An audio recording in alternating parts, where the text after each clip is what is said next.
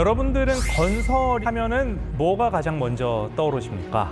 딱딱한 콘크리트, 공사 현장, 복잡한 도면, 어려운 전문 용어들이 떠오르실 수도 있을 텐데요. 하지만 지금부터는 조금 달라지실 겁니다. 그동안 우리는 어떻게 지을까를 고민하는 이 건설의 시대를 살아왔다면 이제는 재미있는 이야기를 통해서 왜 그렇게 지었을까를 생각하는 이 건설의 시대를 알아보려고 하는데요.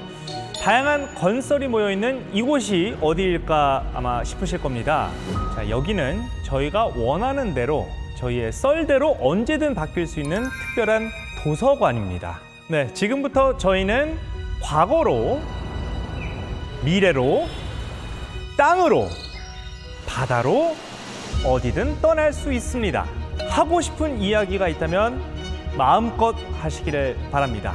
그 썰의 시대로 여러분들을 옮겨다 드리겠습니다. 자, 이렇게 잠깐 맛을 봤는데 어디로 이동할지 모르는 그야말로 시공간을 넘나드는 건설의 시대 첫 시간인데요. 자, 저와 함께 이 건설을 풀어주실 분들을 소개해 드리겠습니다. 김태훈 씨 나오셨습니다. 아유, 반갑습니다. 반갑습니다. 네. 네.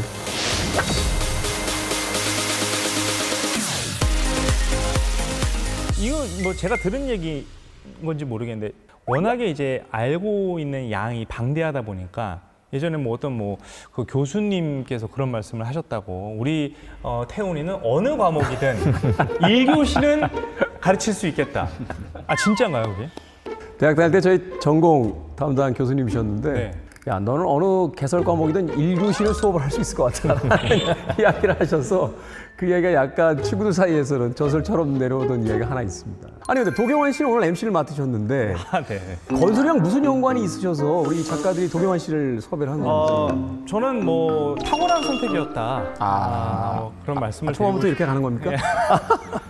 사실 저희 집안 자체가 저희 아버님께서 건축학과를 나오셨고요. 저희 이모부가 현직 LH 본부장님이시고 예. 건물을 지으면 그 밑에 전기를 다 깔아야 되지 않겠습니까? 그렇죠. 제가 또 전자전기공학과를 나왔기 때문에 저는 당당하게 이 자리에 앉아 있어도 되겠다. 사실 뭐 저나 우리 김태훈 씨나 약간 이렇게 뭐 많은 분야에 관심이 있지만 깊이 파고들기엔 조금 한계가 있기 그렇죠. 때문에 이 건설 이야기에 있어서만큼은 진짜 우리의 길을 잡아주실 패키지 투어 가이드 같은 분을 모셨습니다. 건설 전문가 신원상 박사님 어서 오세요. 안녕하십니까.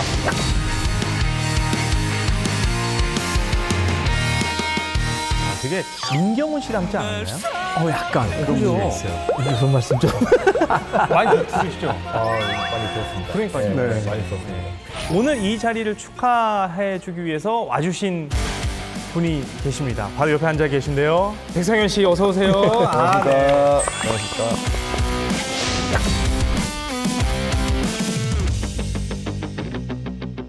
제가 이분을 모신 이유가 있거든요. 상현 씨 소개 좀 해주시죠. 박사님 혹시 저 모르세요? 전혀. 저 진짜 못 보셨나요? 아니 제가 정말로 그 건설 관련 협회, 그러니까 박사님께서 계시는 박사님 계시는 그 건물에 있는 그 건설 관련 협회에 제가 회원입니다. 오. 진짜 해요. 제가 연회비까지 내고 있습니다. 와.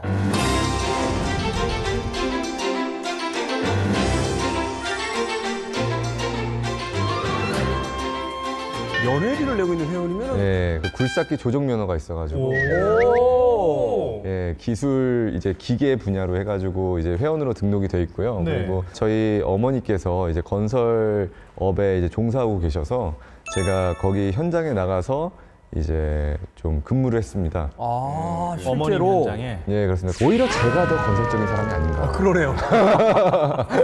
아니 무슨 학창 시절에 뭐 용돈벌이로 아르바이트를 했다 이 수준이 아니고 그러네요. 거의 찐으로 진짜 건설인으로서 현장을 나가셨던 걸로 지금 말씀을 하신 것 같아요. 네. 그럼 오프닝에서 제가 뭐 건설인 집안 뭐 주접 떨었던 거 아닙니다. 정식으로 아닙니다. 사과드리겠습니다. 아닙니다. 이제 좀 약간 분야가 좀 다른 것 같아요. 예.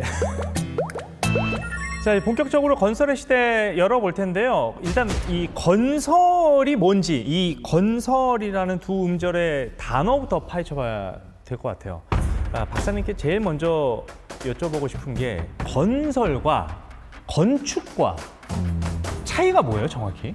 건설은 이제 표준 국어 대사전에 보면은 이제 건물이나 설비, 네. 시설 따위를 새로 만들어서 세우는 것이라고 되어 있어요. 네네네. 이 사전적 의미만 봐도 건축, 토목, 뭐 설비 뭐 이런 걸 다 포함하고 있죠. 네, 건설은 건축의 상위 개념이라고 보시면 됩니다. 쉽게 말씀을 드리면은 수직으로 짓는 거는 건축이다. 라는 좀 생각을 좀 해보시면 좀 쉽지 않을까요? 수직으로 짓는 거. 여기 보면은 건축이 한자도 이제 세울 건에 쌓을 축자를 쓰거든요. 여기 보면 다 수직적인 의미죠. 그러네요. 쌓을 축이네. 네. 그죠? 근데 토목은 좀 수평으로 좀 생각을 하시면 좀 쉬울 것 같아요. 도로 앞으로 짓죠.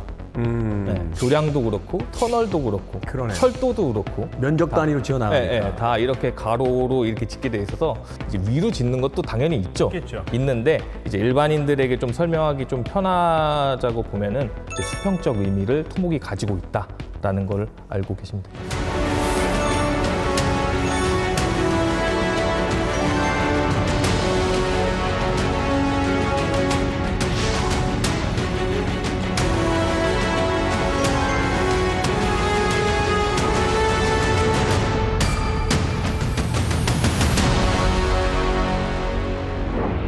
저는 건축하면은 건물주가 주도하는 거고 건설은 시장님이 주도하는 거죠. 스케일적으로. 비슷하잖아. 맞네. 스케일적으로. 이 건축물하고 시설물하고도 또 다르거든요. 건축물은 이제 주택, 박물관, 뭐 전시관, 병원 뭐 이런 것들이 사람들이 생활하는 구조물이잖아요. 그렇죠. 그거는 건축물입니다. 네. 시설물은 이제 공항, 철도, 터널 뭐 이런 사회적 기능을 하는 걸 시설물이라고 해요.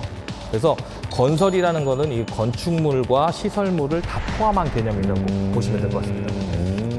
이게 건설이랑 관련된 협회가 정말 많습니다. 이게 건설 기술인부터 이제 그 기술인들이 모인 협회부터 엔지니어, 감리, 해외 건설 분야, 뭐 토목 분야, 건설, 교통, 기술 분야, 신기술 분야 등등 정말 그만큼 다양한 분야에서 전문적인 지식과 기술이 필요한 게 이 바로 건설이죠.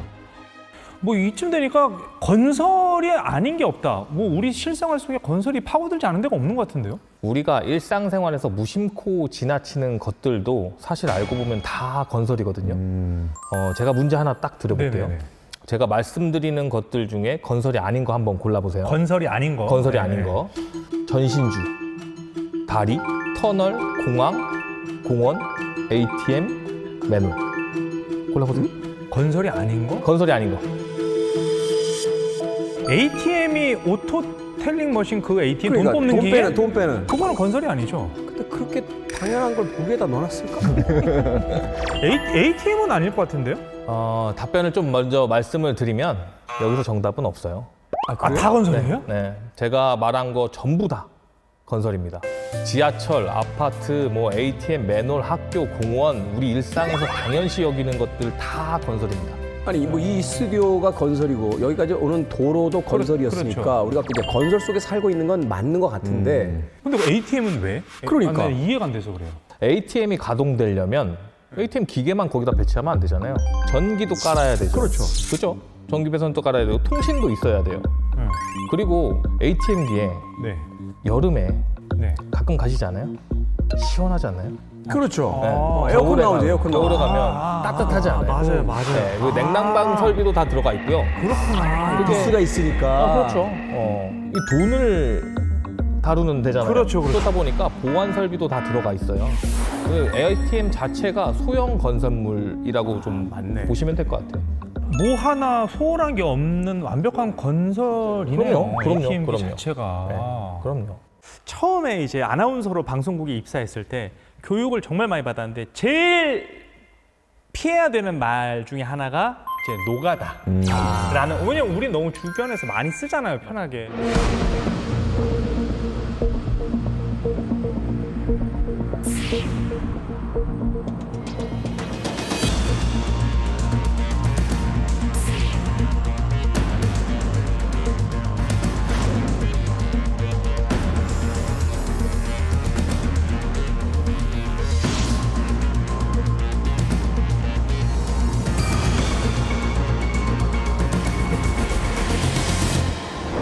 노가다라는 표현을 쓰지 말아야 한다라고 배우긴 했지만 이거를 또 실생활에서 안 쓰기가 쉽지가 않잖아요. 그렇죠. 뭐 방송에서는 부적합 용어로서 이제 분류돼 있지만 일상생활 속에서 굉장히 많이 쓰는 단어잖아요. 맞아요. 이 노가다. 우리가 이제 흔히 이야기해서 이제 몸으로 때운다 뭐 이런 맞아요. 이미지가 있는데 이 어원이 어디서 출발하고 있는지 혹시 아십니까? 공영방송에서 쓰지 말라고 하는 건 대부분 이제 우리가 역사적인 뭐 그렇죠. 관점에서 봤을 때 일본 쪽이 아닐까 의심을 했거든요. 이 단어의 어떤 뉘앙스에서 느껴지듯이 일본에서 온 말인데 네. 일본에서 이제 토목이나 이 건축 현장에서 흙을 다루고 일하는 사람을 부르던 용어가 있습니다. 이제 토카타라고 불렀다라고 하는데 토카타. 이 말이 이제 일제 강점기 한국에 들어와서 발음이 바뀌면서 이제 노가다가 됐다라고 하는 이제 설들이 있죠. 노가다 하는 약간 일용직 같은 개념으로 생각을 많이 해가지고 뭐 그런 건설 현장 가면은 막 먼지 날리고 뭐 가끔씩 위험한 건축 자재들도 막 떨어지고 막 그런 이미지를 떠올리기 쉬운데 협회 이제 회비도 내고 계신 입장으로서 그럼요. 네. 이제 요새 현장이 어떤지 좀 얘기를 해주세요. 요즘 건설 현장은 정말 많이 바뀌었습니다. 제가 봐도 정말 미래의 도시에 온 것 같은 그런 느낌이 들 정도로 드론으로 현장 점검을 하고요. 3D 스캐닝으로 측량을 하고 BIM이라고 해가지고 건물 전체를 이제 컴퓨터로 이렇게 모델링을 해서 설계부터 시공 뭐 그냥 싹 그냥 다 관리를 합니다. 이야. 옛날처럼 그냥 뭐 몸 쓰고 뭐 그냥 이런 노가다 이런 표현 어울리지 않습니다. 이런 거. 예. 격렬히 반응하시는데. 과거에는 이제 남성 위주의 이제 산업이었잖아요. 이 건설업이. 통계청 자료를 좀 보면요. 여성 취업자 수가 2013년도에는 이제 14만 명 정도였어요. 근데 2024년도에는 25만 9천 명까지 증가했습니다. 비중으로 따지면은 예전에 과거에는 이제 한 3, 4%에서 2013년도에 8%까지 증가했다가 지금 이제 2024년도까지는 이제 13%까지 증가한 상황이에요. 맞네요. 이런 자료들을 좀 종합적으로 봤을 때 이제 노동 중심에서 이제 이루어지던 이제 건설업이 기술이 좀 많이 발전하면서 이제 기술 중심으로 변화해서 성별과 나이가 관계가 없어진 거죠. 저는 처음 섭외가 왔을 때 이제 건설 현장 하면 떠오르는 사진이 한 장 있었어요. 그게 아마 제 기억이 맞다면 1930년대 초에 그 미국의 록펠러 센터를 이제 건설할 때 노동자들이 60층이 좀 넘는 높이라고 그래요. 거기 아무런 안전 장비 없이 철근에 그 11명의 노동자가 앉아서 도시락을 먹고 담배를 태우는 그 아주 유명한 사진이 있어요. 그 사진에 대한 인상 때문에 우리가 이제 항상 노동 현장 하면 과거의 어떤 그런 장면들을 이렇게 머릿속에 떠올리게 됐는데 좀 이야기를 들어보니까 이제 그것은 정말 100년 전의 일이고 2025년에 대한민국의 건설 현장 또 이 그 건축에 대한 이야기는 완전히 다른 분야가 되지 않았나 하는 생각을 해보게 됩니다. 자, 우리가 시대를 조금만 뒤로 이제 거슬러 가보도록 하겠습니다. 야, 이게 몇 년 되죠? 글쎄 한 60년대, 70년대 초 정도 되지 않을까 하는 생각이 드네요. 그러니까 우리가 이제 건설의 시대 얘기를 하면서 어느 시대로 가야 되잖아요. 그럼 저희 스튜디오는 좋은 게 이런 게 다 됩니다. 저희가 원하는 시점과 시간대, 장소로 자유자재로 이동이 가능합니다. 지금은 다 뭐 LED 조명 간판 쓰고 그런데 뭐 안 들어오는 간판들이 질게 있는 거 보니까 60, 70년대.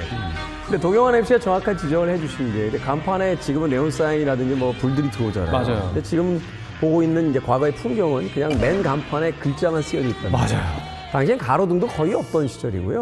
또 이 시대를 곰곰이 생각해 보면 굳이 간판에 불이 들어올 이유가 없는 게 12시 통금도 있고 해가 지면 거의 바깥에서의 활동이 없던 시절이에요. 밤에 굳이 볼 이유가 없는 거죠. 그러다 보니까 이제 아마도 시대적인 분위기가 바로 저 간판에서도 그대로 드러나고 있는 게 아닌가. 아니 근데 저희가 이 시절로 온 게 이제 이때만 해도 가장 나라적으로 국가적으로 큰 이슈가 화두가 이제 건설이었단 말이에요. 이제 건설을 통해서 우리가 나라를 조금 부흥시켜보자, 띄워보자 그런 움직임이 일었었는데 얼핏 생각해봐도 건설이 이제 차지하는 이 비중이 저희 시절에 엄청 높았었죠. 1960년대면은 전쟁 이후잖아요. 그렇죠. 그러니까 폐허였어요. 폐허된 상황이었고 그래서 정부가 부랴부랴해서 이제 경제개발 5개년 계획을 이제 수립을 한 거죠. 목표는 이제 빈곤 탈출, 그리고 산업화, 그리고 국가 경쟁력 강화 요 세 가지였습니다. 그때 이제 경부고속도로, 이제 포항제철 이런 것들이 이제 추진하려고 했고 이제 해외 건설 시장도 이때 계획했던 거죠. 최초 진출이 제가 알기로는 이제 현대건설에서 태국에 진출한 거였어요. 이제 파타니 나라티와 고속도로였거든요.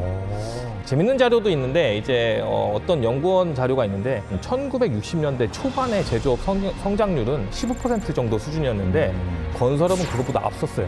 17.3% 수준이었습니다. 그러니까 주요 산업이 제조업이 아니라 건설업이었던 시절이다. 그 당시 볼 수 있는 때는. 거네요. 지금은 이제 뒤바뀌었지만 그 당시 때는 엄청난 시절이었죠. 야, 이게 제조업을 이겼을 정도면은 정말 건설업 자체가 이 한국 전반을 바치고 있었던 게 아닐까 싶은데 지금도 그 건설 일을 하는 분들이 많나요? 2024년도 통계청 기준을 좀 따르면은 취업자 수가 206만 명 정도. 206만 명. 206만 명. 뭐 인구 100명 중에 한 7명 정도가 건설인이다. 뭐 이런 뜻이 될 것 같은데 비율이 높다 보니까 아무래도 계속 발전을 하고 또 새로운 기술도 도입이 되고 선순환이 일어나는 맞습니다. 거 아니겠습니까? 그러니까 60년대, 70년대 이야기를 해주셨는데 그때 이제 건설이 나라를 부흥시켰던 것이 분명한 사실인 것이 저 당시의 경제 규모를 보면요.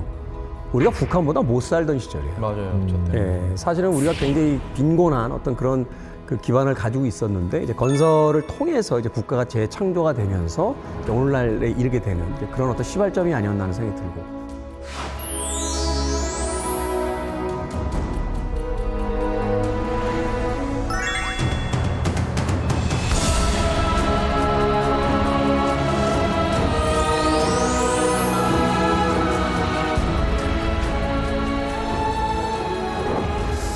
갑자기 조금 다른 소리 해볼까요? 최초의 건물이 뭐였을까? 한번 생각을 해보세요. 최초의 건물. 인류 최초의 건물. 뭔가 예전에 우리가 배운 것 같은데, 세계사 시간에 배운 것 같은데. 뭔가 종교적인 그런 거에서 나오지 않았을까요? 돌탑 이런 거. 사실은 제가 자신만만하게 질문을 던졌습니다만 저도 몰라서 좀 네. 찾아봤어요. 찾아봤는데 뭐 최초로 만들어진 건물이 뭘까? 자, 보십시오. 네. 아 이게 뭐지? 1984년으로 거슬러 올라갑니다. 지금으로부터 약 40년 전 정도 됐죠. 네. 우크라이나 몰도바 지역에서요. 웬 뼈무더기가 발견이 돼요. 뼈무더기. 네, 지금 보고 있는 바로 저 뼈무더기. 네. 그런데 우리가 잘 보면 왠지 움막처럼 이렇게 그러네. 조성이 돼 있잖아요. 근데 구성 자체는 매머드의 두개골, 그러니까 우리가 이제 코끼리의 선조라고 하는 굉장히 큰 그 매머드의 두개골, 턱뼈, 상하로 이루어졌다고 합니다. 그런데 매머드의 뼈와 턱뼈 상하가 있으니까 아니 이건 매머드 무덤이야, 매머드 무덤 아니겠어? 라고 추측해 볼 수도 있지만 뼈가 난잡하게 쌓여 있는 게 아니라 일정한 형태로 원형을 이루고 있다는데 이제 주목을 하게 되는 거예요. 그러네. 그런데 더 중요한 것은 저 원형 안쪽에 들어가 봤더니 화덕으로 쓴 듯한 공간과 물체가 무려 25개나 있었다고 합니다. 와, 25개. 그러면 그 안에서 어쨌든 불을 썼다는 거네요. 불을 썼다는 네. 불을 썼다는 거죠. 이 매머드 뼈를 분석해 보니까 이게 무려 44,000년 전에 만들어진 거래요. 그러니까 이때가 네안데르탈인 시절인데 이 뼈에 또한 색소가 묻었던 흔적까지 발견이 됐다고 해요. 이야. 그러니까 그냥 자연 발생적으로 혹은 아무런 의미 없이 쌓은 게 아니라 무엇인가 역할을 하도록 이 공간을 만들었다라고 볼 수 있습니다. 색소가 있다라는 건 그럼 뭐 일종의 인테리어 개념으로 생각을 하면 되는 건가요? 우리가? 정확하게는 알 수 없겠죠. 44,000년 전이니까. 근데 분명히 인간의 의도적인 행위가 있었다 하는 걸 이제 이야기하는 거죠.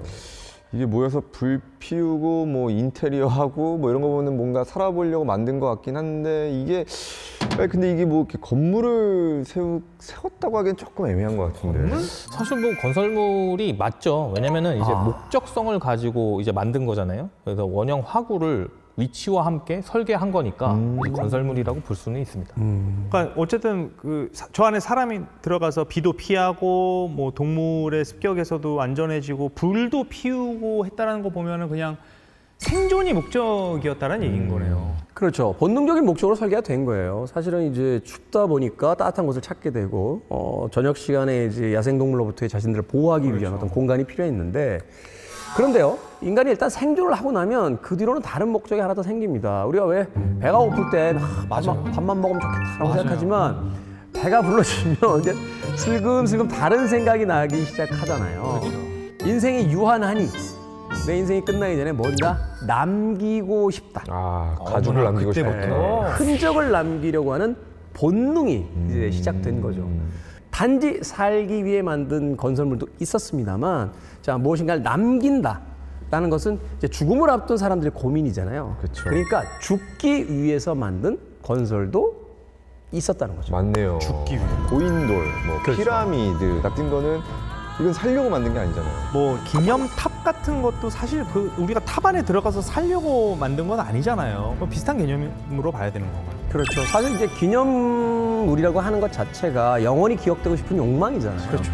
그렇게 본다라면 이제 삶에 대한 어떤 부분도 있습니다만 죽음을 염두에 둔 어떤 건설물이다 이렇게 볼 수 있는데, 내가 사라지더라도 누군가는 나를 기억해 주길.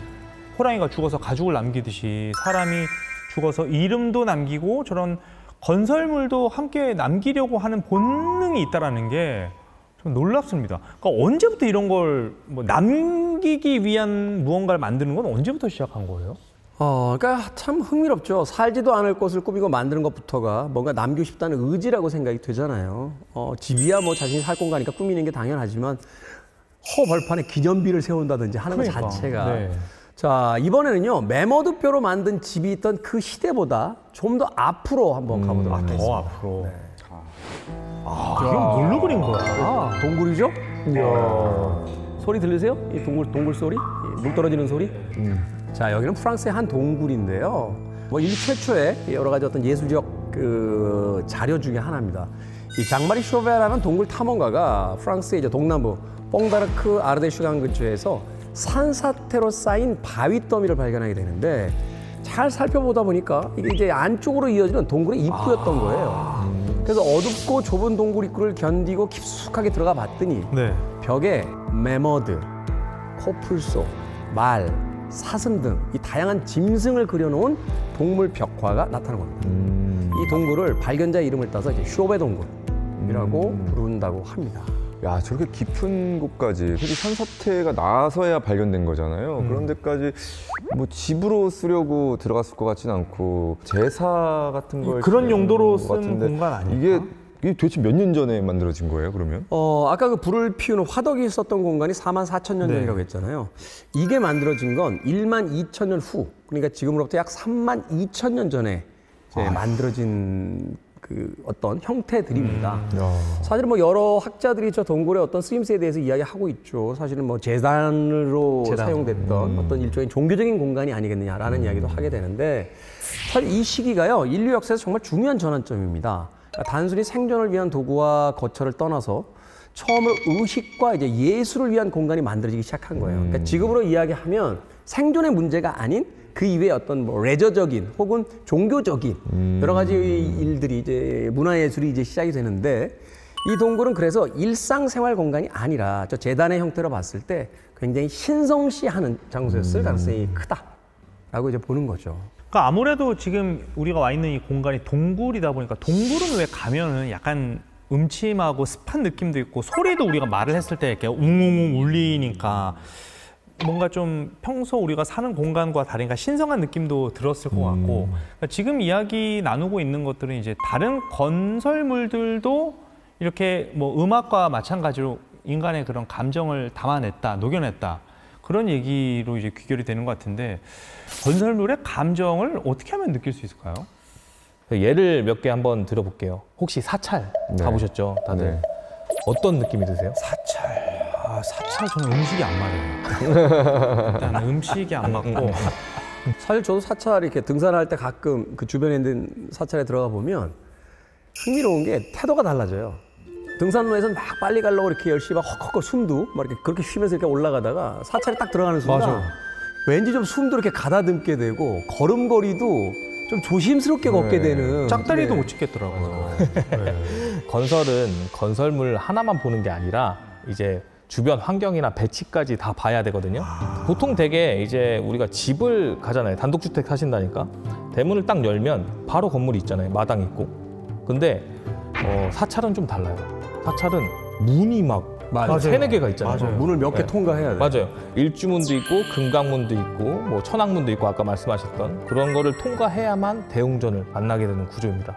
이게 차분하고 좀 경건한 마음을 느끼게 하는 의도라고 해요. 어쩐지 대웅전까지 한 번에 차 타고 간 기억이 없어요. 맞아요. 못 들어가죠, 못 들어가죠. 그러니까요. 네. 뭔가 좀 이렇게 평화로워지고 좀 복잡했던 속세에서의 좀 이 머릿속에 끼었던 때들이 좀 이렇게 씻겨나가는 듯한 느낌이 있죠. 고요함, 그게 제일 좋은 것 같아요. 네. 그 고요함을 느끼는 게 이제 그게 사찰을 지은 재료 때문에 그래요. 이제 우리나라 사찰 같은 경우 대부분 목조 재료로 다 지어져 있잖아요. 이 목조가 이제 소리를 좀 반사하기보다는 이제 어느 정도 좀 부드럽게 흡수하는 특성이 있고요. 좀 확산시키는 특성도 가지고 있어요. 이런 구조에서는 이제 외부 소음을 어느 정도 좀 차단을 하고 그리고 내부 소리는 부드럽게 울릴 수 있도록 이제 사색과 명상에 적합한 환경을 만든 거죠. 그래서 스님들이 그래서 매번 연불을 외시고 그리고 또 목탁도 있고 사찰 가면 종소리도 들리잖아요. 좀 더 편안하고 고요하게 그게 울리는 거예요. 이제 성당도 마찬가지예요. 네. 사찰과 조금 다른 종교죠. 이번엔 건설로 중세지대로 한번 가보겠습니다. 이거 봐. 여기도 이 주는 그 공간이 사람에게 주는 그 중압감이 어마어마해요. 성당에 처음 들어가면 어떤 게 제일 먼저 보이세요? 문 열고 들어가면 일단 중앙에 십자가. 보이시죠? 아, 나 그거 그 막 유리 같은 거. 스테인드 글라스. 아, 스테인드 글라스 맞아요. 그게 저는 항상 기억이 나요. 이게 바로 이제 성당 건축물에 담긴 감정이고 의도거든요. 이제 문을 열자마자 이제 말씀하신 십자가랑 오르간이 좀 보여요. 이 시선이 또 위로 향하게 되어 있죠. 맞아요. 그죠? 위로 향하게 되어 있잖아요. 청고가 되게 높고. 네, 맞아요. 요게 이제 경외함을 유도하기 위해서 이렇게 한 거고 아까 말씀하셨던 바와 같이 스테인드 글라스로 이제 빛이 들어오잖아요. 맞아요. 요거는 이제 신성함까지 담은 건설물이라는 의도예요. 위에서 보는 구조보다는 항상 이렇게 들어가면서 위를 우러러보게 만드는. 맞아요. 종교 시설물이잖아요. 원래 이런 종교 시설물 이야기를 할 때 빼놓을 수 없는 게 이제 음악입니다. 이 고딕 건축의 교과서라고 불리는 프랑스의 샤르트르 대성당이 있어요. 유네스코의 이제 세계문화유산으로 굉장히 유명한 건물인데 이 건물은요, 이 위가 높은 데다 돌로 지었어요. 근데 당시 성당에서는 악기가 아니라 이제 사람 목소리만을 사용하던 이제 그레고리오 성가를 주로 이제 불렀는데 이런 성가가 필요했던 이유는 이 성당의 구조와 재료 때문이었다고 알려졌습니다. 성당에서 말하면 이제 길고 깊게 소리가 울리면서 빠른 음악은 번지고 뭉개진다는 거예요. 그러니까 쉽게 얘기해서 음의 반사들이 너무 빠르게 돌아오니까 다음 음과 돌아오는 음이 겹치면서 이제 힘들어지는 거죠. 그래서 우리나라의 어떤 정가 같은 고전 음악처럼 한 음을 길게 불어서 굉장히 어떤 그 울림을 최대치로 사용하는 그래서 굉장히 신비롭고 경건한 분위기 바로 그러한 효과를 이 성당에서 그 성가를 통해서 이제 만들어냈다는 거죠.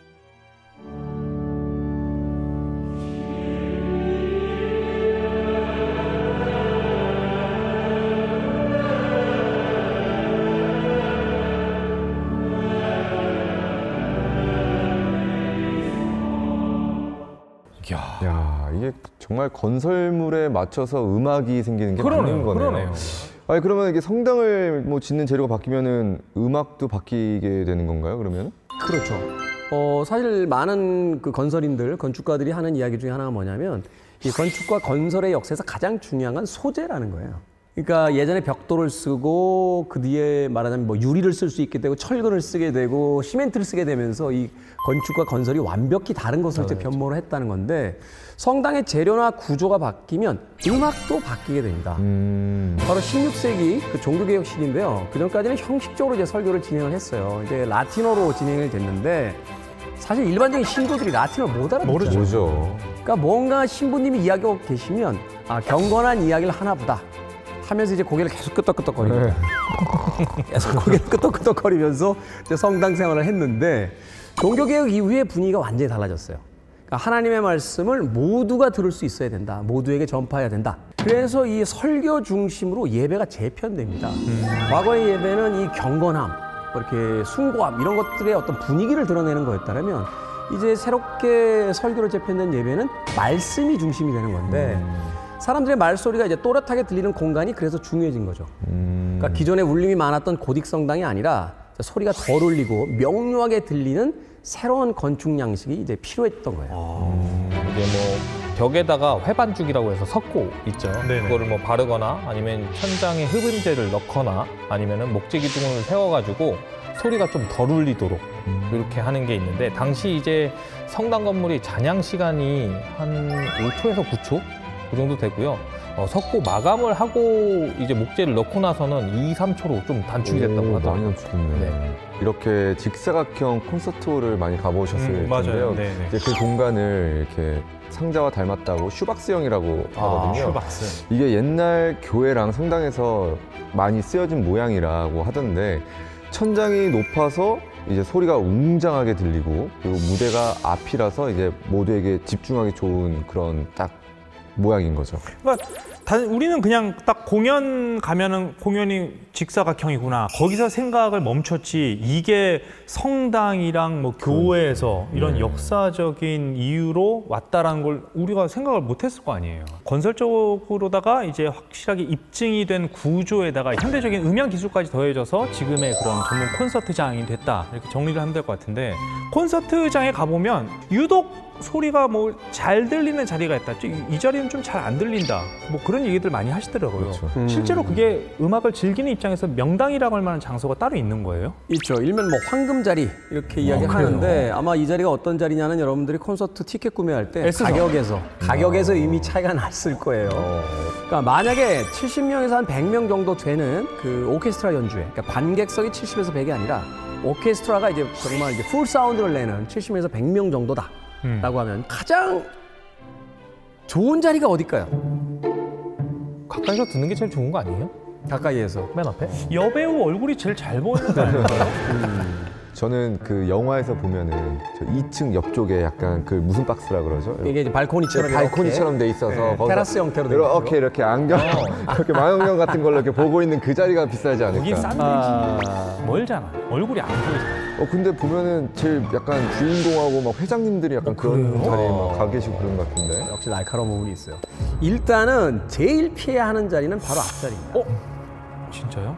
우리가 이제 흔히 이렇게 행사장에다가 VIP들을 모시면 맨 앞에 배열을 하잖아요. 그럼요. 초대권도 거기를 뿌리잖아요. 제 생각엔 그래요. 이제 과거에 로마의 콜로세움 같은 경기장을 보면 이 황제가 맨 앞자리에 있고 이제 맞아요. 그 서열순으로 뒤로 쭉 앉는 그런 전통 때문에 아마 오늘날의 공연장도 그렇게 초대를 하는지 모르겠는데, 이게 무대와 너무 가까우면요, 악기 생소리가 그대로 들립니다.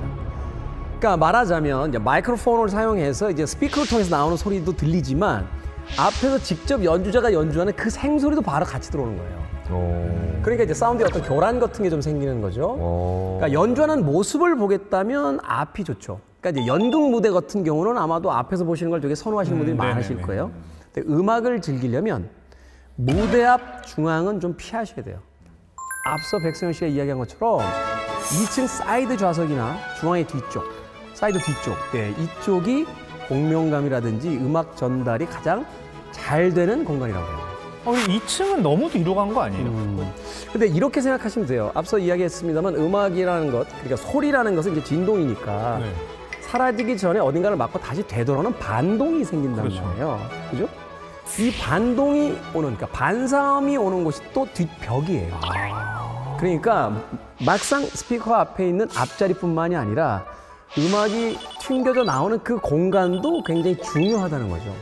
그러니까 뒷자리가 사실은 맨 앞자리보다 오히려 음악을 듣는 데는 훨씬 더 좋은 공간일 수 있다라고 생각이 듭니다. 전혀 몰랐네. 그러면은 뮤지컬 아니면 뭐 오페라 이런 데는 어디 가야 좋을까요? 이게 조금 차이가 있어요. 뮤지컬은 마이크를 쓰거든요. 그러니까 스피커를 맞아. 통해서 많이 나오죠. 맞아. 네, 오페라는 생목으로 부릅니다. 맞아요. 네, 그래서 오페라가 제 생각엔 사실은 뮤지컬보다 조금 더 앞쪽이 괜찮을 것 같고, 뮤지컬을 들을 때는 아무래도 스피커를 사용하니까 조금 뒤쪽에 떨어져 있는 게 아무래도 그 스피커의 사운드를 잡기에 가장 좋은 자리가 아닐까. 야, 이거 진짜 근데 건설 얘기하다가 우리 앞으로 뭐 콘서트나 공연장 티켓팅할 때 이런 꿀팁까지 알아가게 되는데, 그 갑자기 든 생각이 요새 게임 안에도 생각해 보니까 엄청난 건설들이 많이 있을 것 같아요. 한때 뭐 전 지구적으로 인기를 끌었던 스타크래프트 같은 경우도 보면은 일단은 기지부터 만들어야 되잖아요.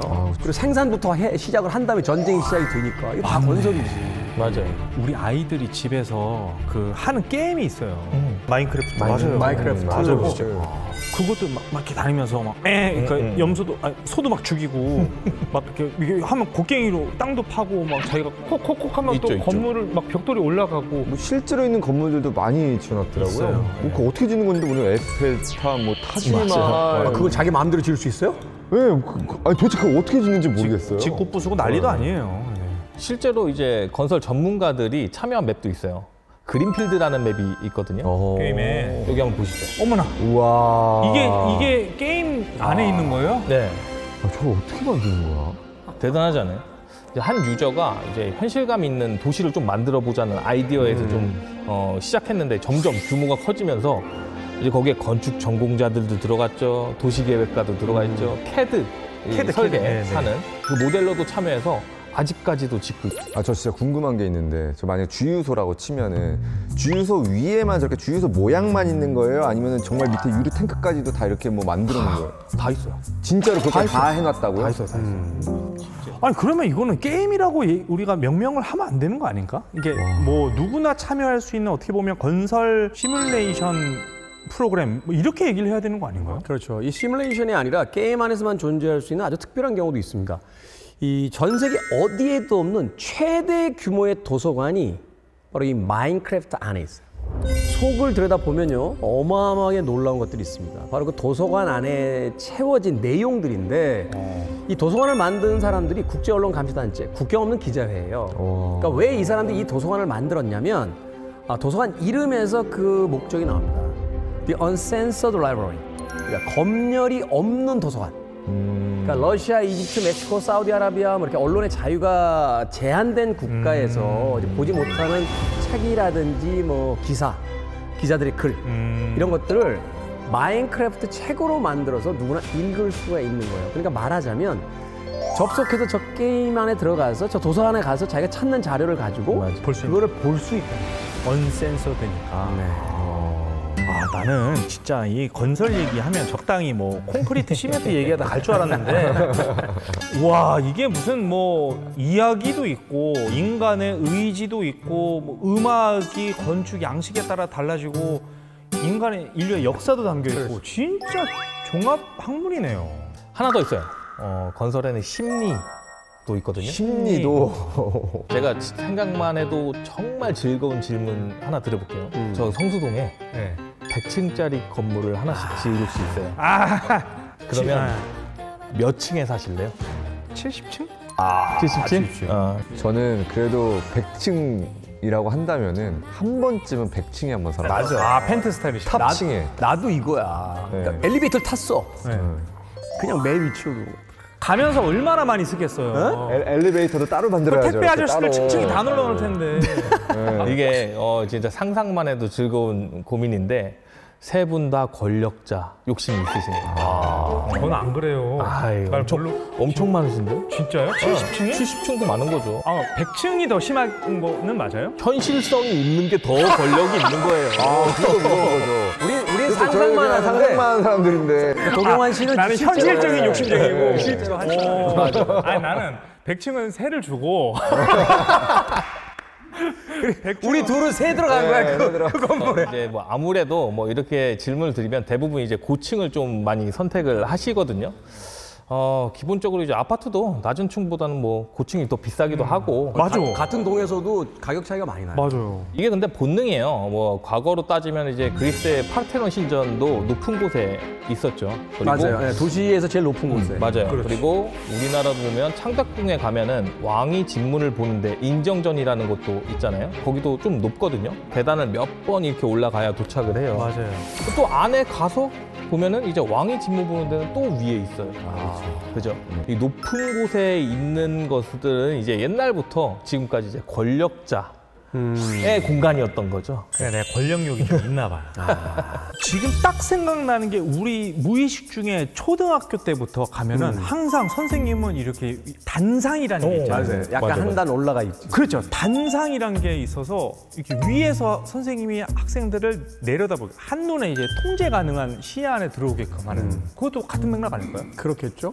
학교도 그렇고요. 이 흥미로운 게 감옥도 비슷한 구조입니다. 감옥. 서대문 형무소 가보시면 아시겠습니다만 수감자들이 운동할 수 있는 공간이 이렇게 부채꼴 모양으로 되어 있어요. 이제 간수가 내려다보면서 감시하기 쉬운 사각을 많이 없애버린 이런 그런 구조고 뭐 많은 분들이 아십니다만 이렇게 내려다보는 시선은 이제 팜 옵티콘 구조라고 그래요. 이게 이제 제레미 벤담이라고 하는 이제 공리주의를 주창했던 사람이 이제 만든 그런 어떤 구조라고 하는데 쉽게 얘기해서 중앙에다 감시탑을 세우고 이걸 이제 반원형 형태로 말하자면 이제 부채꼴 형태로 이제 층층이 이제 죄수자들을 넣어놓고 중앙은 어둡게 만들고 죄수들은 밝게 해서 감시자는 보이지 않고 감시를 하는 사람은 나머지 사람을 효율적으로 적은 숫자라도 다 감시할 수 있게 만든 이제 구조라고 알려져 있는데 CCTV도 이 구조를 기반으로 해서 이제 아이디어를 가지고 만들었다라 그래요. 그래서 생각해 보면 CCTV 어디 달려 있습니까? 위에. 코너. 가장 위에 네, 코너. 딱 사각에 네, 맞아요.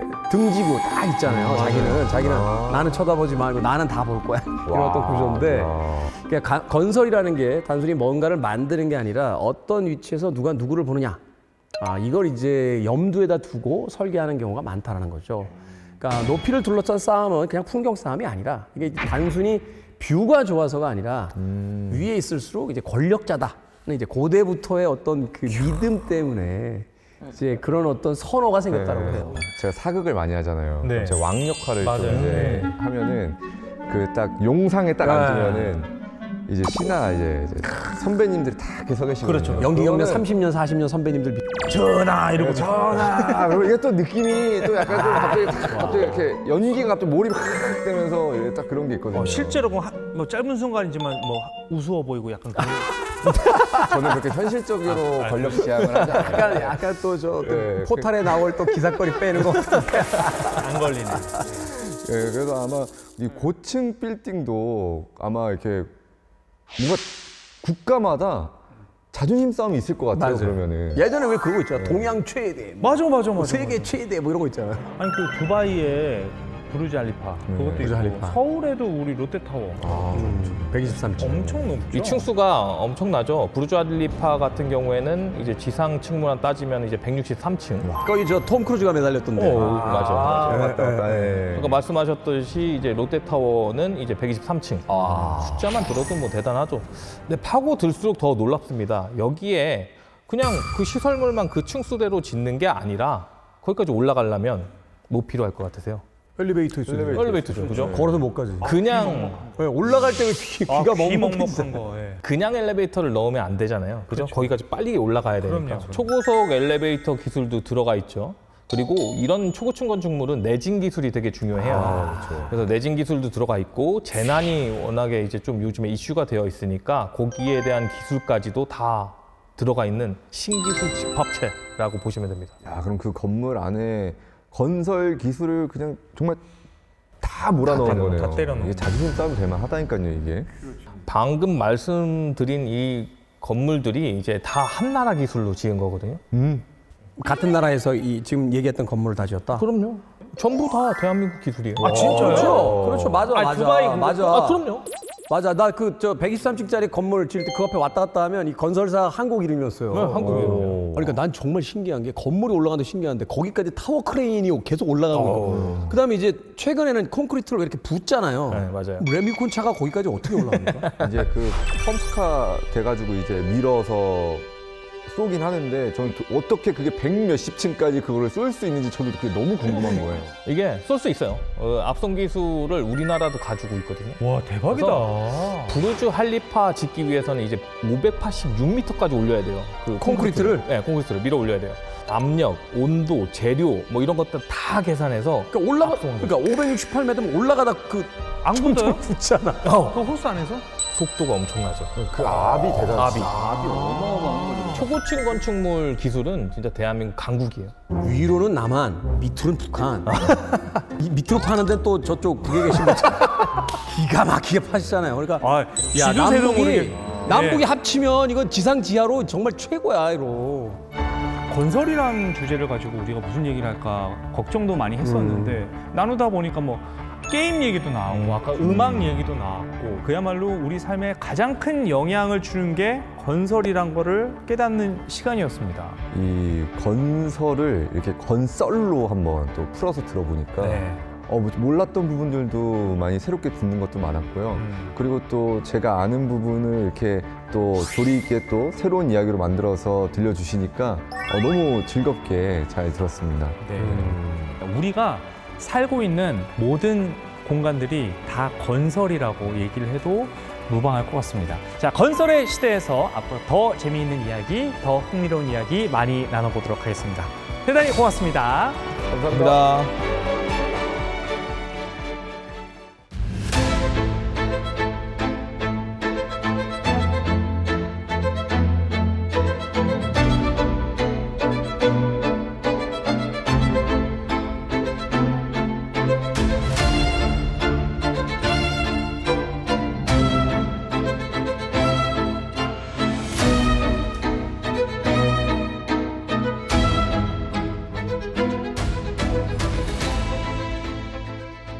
즐거운